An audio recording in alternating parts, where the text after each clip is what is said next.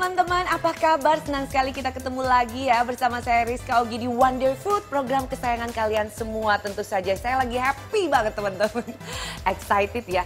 Saya nggak nyangka ternyata program ini tuh bisa menginspirasi banyak sekali orang sehingga mereka sekarang mulai menerapkan hidup sehat. Saya nggak tahu ya, ternyata ada biji-bijian superfood namanya kalau nggak salah quinoa. Nah, ini diceritain oleh teman saya, ternyata biji-bijian ini itu bisa memberikan efek positif buat tubuhnya. Tapi ngomong-ngomong, kalian tahu nggak sih quinoa itu apa? Quinoa sendiri belum pernah dengar sih itu gimana dan nggak pernah ada temen yang nyoba apa gimana, jadi nggak pernah tahu sih sebelumnya. Gak tahu. Gua nggak tahu sih kenapa. Kalau itu kurang tahu deh.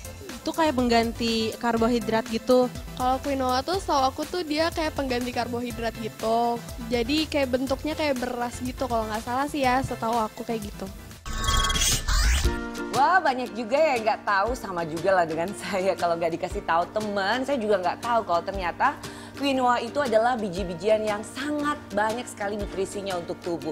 Dan ini juga ternyata bisa menjadi pengganti karbohidrat. Terutama untuk Anda yang senang makan nasi, ini bisa menjadi pengganti nasi loh. Hasil riset saya, quinoa adalah bijian sejenis tanaman rumput. Bijinya kecil bulat dan berkulit agak keras.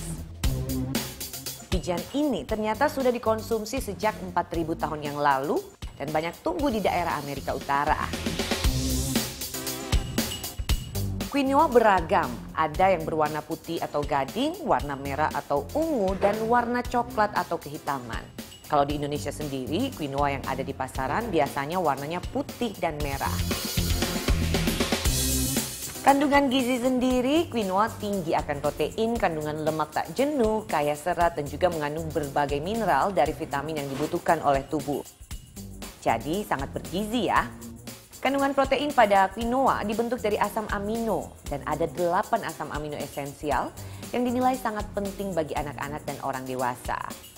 Kandungan seratnya lebih tinggi dibandingkan dalam biji lain, tetapi lebih rendah bila dibandingkan dengan kandungan serat pada kacang-kacangan.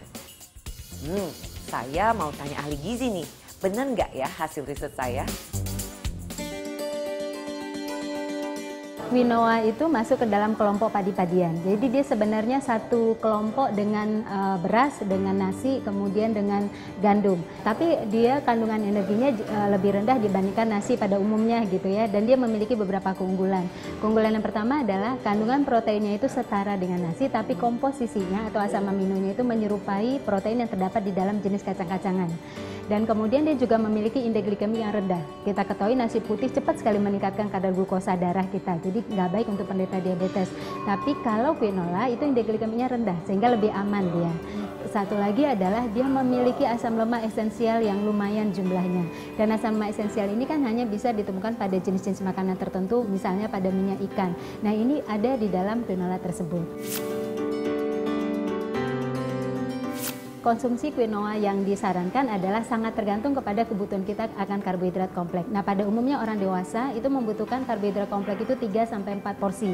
Kalau kita terjemahkan ke nasi yaitu 300-400 gram nasi. Itu bisa diganti dengan quinoa tadi. Juga sejumlah 300-400. Jadi kandungan energinya jauh lebih rendah. Nah, pada orang-orang yang kurus yang membutuhkan energi lebih tinggi, tentu saja nanti quinoa harus ditambah dengan makanan-makanan yang tinggi energi yang lainnya. Tetapi pada orang yang energinya sudah cukup dan berat badannya sudah normal, maka quinoa sangat baik untuk mempertahankan berat badan.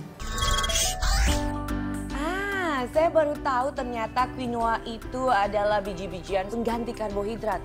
Kalau begitu, ini bagus juga ya buat teman-teman kita yang menderita penyakit diabetes. Tadi disimak nggak bahwa quinoa itu kaya akan serat. Luar biasa ya superfood ini. Kalau kaya akan serat berarti kan pencernaan kita akan lancar.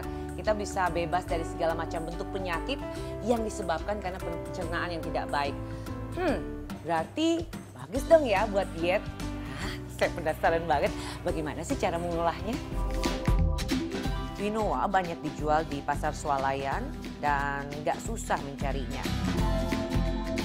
Sebelum diolah, cuci dulu ya, soalnya banyak saponin di permukaannya. Ini bisa membuat rasanya menjadi pahit saat dimakan. Cara masaknya pun hampir sama seperti memasak nasi. Hanya butuh 2 gelas air untuk memasak quinoa. Campur quinoa dan air, rebus selama kurang lebih 15 menit hingga seluruh air meresap. Rasanya tawar, jadi kalian bisa menambahkan garam sesuai dengan selera. Quinoa juga bisa disajikan bersama dengan sup dan salad. Atau bisa kamu campurkan di makanan penutup, bisa juga untuk cemilan. Tuh, buat teman-teman Wonder Food yang sedang menjalankan gaya hidup sehat, quinoa ini bisa menjadi salah satu pilihan yang tepat. Karena memang nutrisinya banyak sekali ya.